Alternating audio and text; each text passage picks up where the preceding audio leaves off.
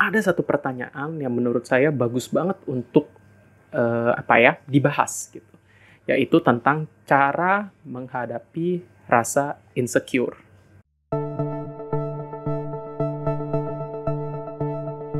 Halo, selamat pagi, siang, atau malam, Bapak, Ibu, dan teman-teman. Di channel saya lagi, ya dengan saya juga, Garvin Dwi. Dan hari ini saya mau membahas sebuah topik yang basic banget. Ya, jadi saya terinspirasi dengan topik ini dari ketika kemarin saya sedang memberikan webinar mengenai personal development ya ke sebuah institusi, ke sebuah organisasi. Dan ada satu pertanyaan yang menurut saya bagus banget untuk dibahas gitu, yaitu tentang cara menghadapi rasa insecure. Pertama-tama, apa sih insecure itu? Jadi insecure itu adalah ya rasa ketidakpercayaan diri atau rasa tidak yakin, ya, rasa penilaian diri yang cukup rendah ya terhadap diri sendiri, sehingga ya itu ya insecure itu kan artinya tidak aman, sehingga kita merasa tidak aman akan apa? Tidak aman tidak aman dalam lingkungan sosial. Kita jadi merasa cemas atau takut kita suatu hari akan ditinggalkan oleh orang yang kita sayangi. Kita menjadi takut bahwa kita suatu saat akan dinilai tidak berharga lagi. Kita jadi takut suatu saat dinilai menjadi tidak baik lagi gitu ya, kita dinilai buruk gitu, sehingga ini mengganggu ya, cukup mengganggu bagi orang-orang. Rasa percaya diri yang rendah. Nah, teman-teman, kita akan bahas sedikit banyak tentang cara menghadapi insecure ini. Nah, saya ingin membahasnya dalam 3 poin. Ya, bagaimana cara menghadapi insecure ini. Yang pertama, teman-teman, saya ingin beritahu ya bahwa insecure ini tidak selalu negatif. Yang pertama adalah kita perlu memahami dulu bahwa meskipun insecure itu tidak nyaman, ya tidak enak dirasakan, tapi kalau kita bisa memanfaatkannya dengan baik, insecure itu bisa menjadi sebuah dorongan kita untuk lebih berkembang lagi. Teman-teman pasti udah sering dengar deh, motivasi dasar manusia itu ada 2, yaitu mengejar kesenangan, pleasure principle, dan menghindari rasa sakit. Ya, mengejar kesenangan atau menghindari rasa sakit, itu yang membuat kita bertindak, itu yang membuat kita melakukan sesuatu. Nah, insecure ini, kalau bisa kita manfaatkan dengan baik, bisa menjadi sebuah energi atau momentum kita untuk maju. Memang sih insecure itu bisa menjadi negatif ya. Insecure itu menjadi negatif kalau kita membiarkannya ya berkembang tanpa terkendali di dalam pemikiran kita. Insecure akan menjadi berbahaya kalau kita membiarkan itu menghantui pikiran kita ya, dan kita hanya memikirkannya tanpa ada langkah ya yang proaktif untuk mengatasi rasa insecure itu. So, teman-teman, insecure itu sebenarnya bisa menjadi positif. Sehingga langkah pertama kita adalah jadikan insecure itu sebagai motivasi kita untuk bergerak lebih maju. Yang kedua, mulai dari value diri kita sendiri dulu. Tadi kan saya sudah katakan, ya rasa insecure itu akan menjadi energi bagi kita untuk melangkah, untuk bergerak, untuk melakukan perubahan. Nah, perubahan itu harus didasari pada value diri kita dulu, teman-teman. Ya, ini saya katakan karena orang-orang yang insecure ya, biasanya berpikir bahwa dia harus membuat orang lain terkesan, bahwa dia harus mencari validasi dari orang lain, mencari pengakuan dari orang lain. Pertanyaannya gini juga, kalau kita saja tidak terkesan dengan diri kita sendiri, gimana ceritanya orang bisa terkesan sama kita? Kalau kita aja nggak mengakui diri kita sendiri, gimana kita bisa membuat orang lain mengakui kita? Ya, sehingga teman-teman, pengakuan, validasi, atau kesan dari orang lain itu penting. Ya, karena kita makhluk sosial, kita butuh yang namanya relasi. Tapi bukan satu-satunya dan bukan yang utama. Kenapa? Karena validasi, pengakuan, atau kesan dari orang lain itu di luar dari kendali kita. Kita nggak bisa mengatur kesan dari orang, kita nggak bisa mengendalikan bagaimana penilaian orang tentang kita. Orang baik aja masih ada yang nggak suka. Ya, sehingga kalau kita berfokus pada penilaian orang lain terus, yang terjadi adalah kita capek, kita lelah. Ya, jadi meskipun penting, tapi itu bukan yang utama, teman-teman. Bukan yang nomor 1. Yang nomor 1 adalah kita bergerak atas dasar value kita dulu. Kita bergerak atas dasar nilai-nilai yang kita miliki dulu. Sebagai contoh, Kalau bagi teman-teman, value teman-teman itu ada di bernyanyi. Ya, teman-teman punya skill itu, banyak orang appreciate itu, kenapa nggak gunakan itu untuk mengembangkan diri? Kalau ada beberapa orang yang value-nya adalah spiritual. Ya, dia merasa bahwa dia memiliki panggilan untuk spiritualitas tertentu. Ya, mulailah dari value itu. Ya, dari value yang kita miliki.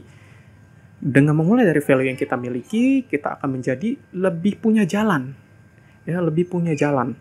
Dan kita jadi lebih menikmati proses itu. Dan dengan demikian, kita akan mencapai satu titik di mana kita juga bisa mengapresiasi diri kita sendiri.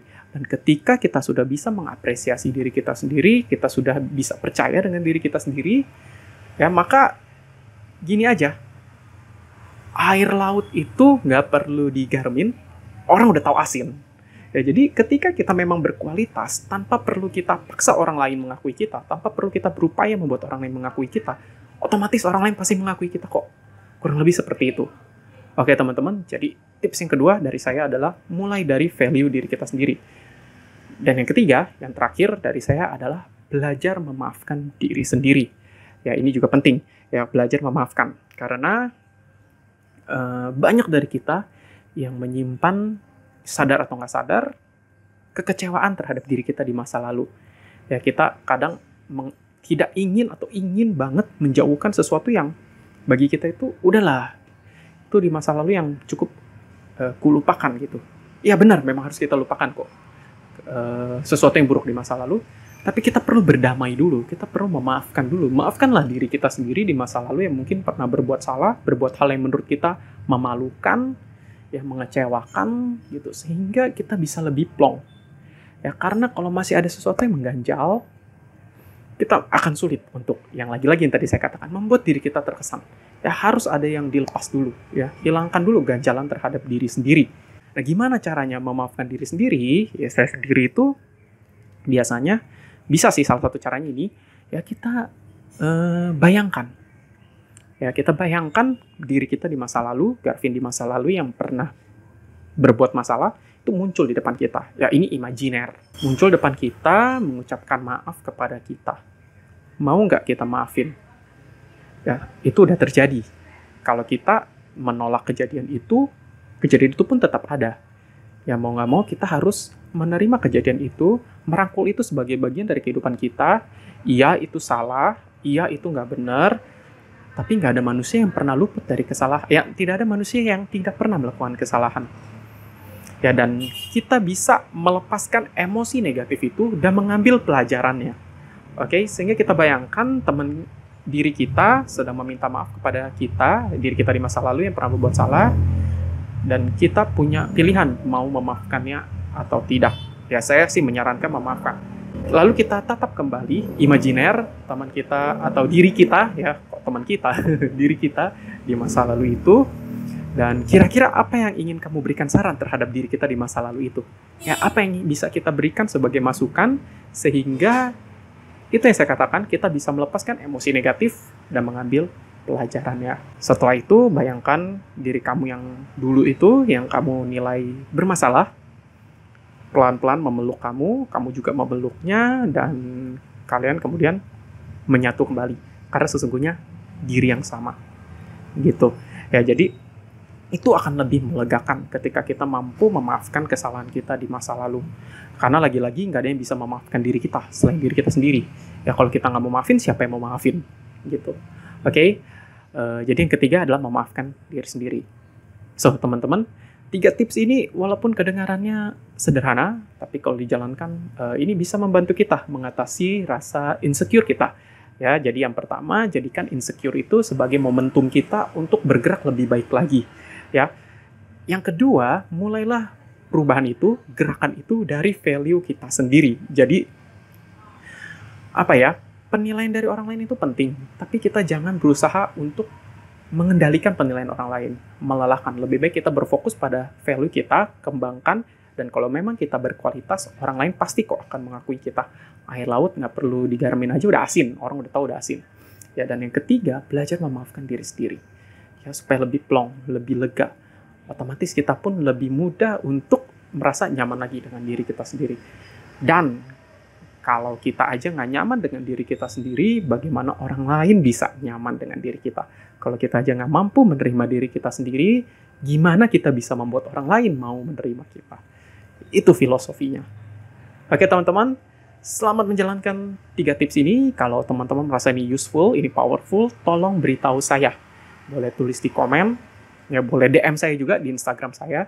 Ya, ini sebenarnya saya pernah bikin sedikit video bahas 1 menit doang tentang insecure ini. Saya upload di Instagram saya dan responsnya bagus sekali. Thank you.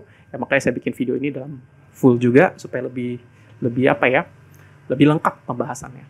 Dan silakan teman-teman subscribe. Kalau bagi teman-teman ini bermanfaat, berikan like dan subscribe karena saya akan banyak membuat video tentang pengembangan diri, ya tentang personal development. Dan jika teman-teman merasa ada seseorang yang membutuhkan ya manfaat juga dari video ini, tolong di-share di sosial media teman-teman.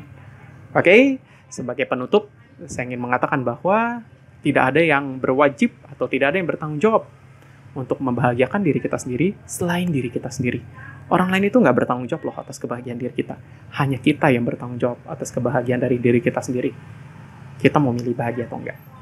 Oke, see you on the next video. Saya Garvin Gui. Dadah.